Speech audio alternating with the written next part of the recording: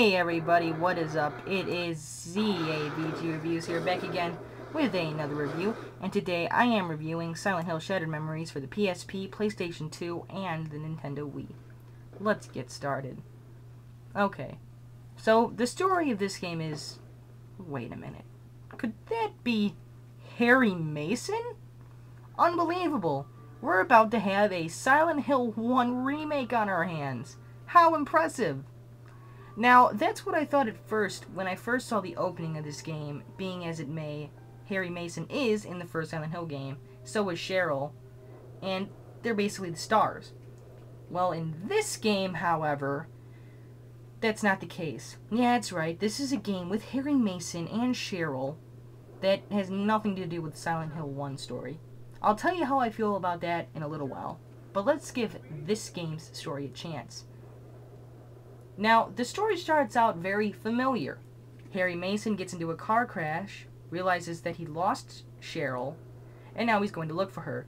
But instead of him waking up in a police station, you literally see him get out of the car, grab a flashlight, and go into the town of Silent Hill on his own. Along the way, Harry Mason undercovers a couple of different things throughout the town of Silent Hill that act upon as flashbacks. He'll see things that he remembers or do things that make him recall different things that happened in his life, to the point that you can basically see the ending coming. And that's the good thing about one of these games. It's more about story, and this game's got a pretty good one.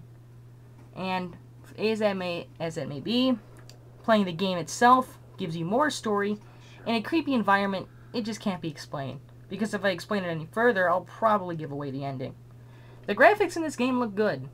PS2, Wii, that's all fine. And even on the PSP, being not a major console, more of a handheld one, well, not more of a handheld one, the graphics are a bit polygon-ish, I guess you could call it, more than the major systems.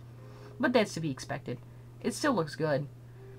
The music's good too. It's very creepy for the atmosphere. And just like in most Silent Hill games, it's not blasting in your face or anything. No, this game keeps the atmosphere of a real Silent Hill game. Now, you may be wondering, why am I kind of separating it away from other Silent Hill games? Trust me, we'll get there. The controls work well, but they might be a bit too simple. Especially for the Wii. When it comes to the Wii, the controls I found were very non-difficult whatsoever. Now, I say this because they're not. I went to go play the game on the Wii, and the controls were very simple, and you might think that's a good thing. Well, it could be, but Silent Hill games are supposed to be more tricky. The puzzles in this game were a little under par, especially when it came to controls. There was nothing tricky about doing anything or something like that. Some of them really had to bend your mind, but more in a frustrated way. Not like you want to keep trying way. More of a, I'm going to go on GameFAQs and try to figure this one out way. This game would have been good for when the Wii was starting out very early, like just released. More of a demo game almost. It would have given something for horror fans and Silent Hill fans to enjoy while testing out the Wii's simple mechanics. Because this really is what that game does. It's very simple. Then... yeah, that's not really a bad thing. I just thought I'd share it.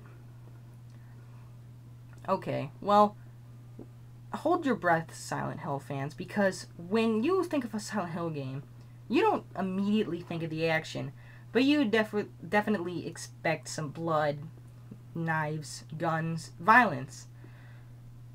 I'm going to say this slowly when I say Harry Mason does not use, let alone hardly touch, any weapons in this game whatsoever.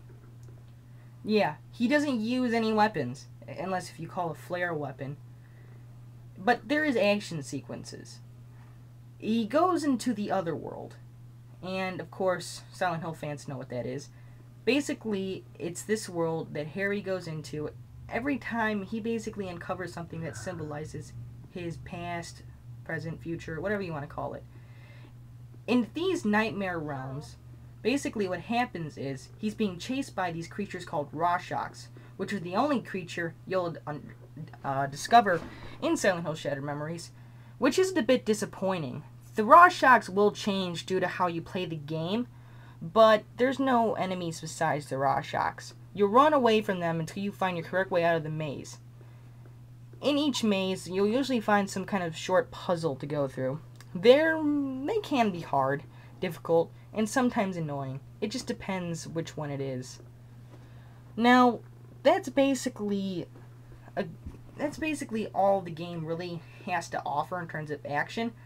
But you really want to play the game for the story. The game is relatively short. The game, I beat it in like, 6 hours, maybe? It's not that long. And there's really no replay value afterwards after you've beaten the game. Unless, of course, you want to get all the endings. But, in my opinion, when I beat a game the first time, I just stick with the ending I get. And I'll probably just go look up all of them on YouTube or something. Now, let's get back to the point, since I'm basically done explaining the game, of Silent Hill 1 versus Silent Hill Shattered Memories. This game basically takes Silent Hill 1, pushes it out the window, and just shoves this one in our face. Yeah, okay, that might be a bit too harsh. But it's weird, because this game basically defies the laws of realization when it comes to Silent Hill 1. Everybody knows what Silent Hill 1 is about, and everybody knows how it ends who's played the game. And don't even get me started on Silent Hill 3. I guess you could basically call this game more of a redo, or a spin-off game. You know, something different. This game doesn't really feel like a Silent Hill game, so if you're a big Silent Hill fan waiting for the next Silent Hill game, I'd wait for Downpour, or Downfall, is that it? I don't know. I'm gonna get it, October 11th or so. See how it plays out. But this is a good game in the horror series genre. Don't expect it to be a full-on, full-blast Silent Hill game, but if you like seeing Harry Mason and want to see Cheryl again and all your old famous characters, and want a good spooky game, this game's not bad. It's a bit short and it's got a little to no replay value, but I'd say it's worth a rent. Thank you, and good night, everybody.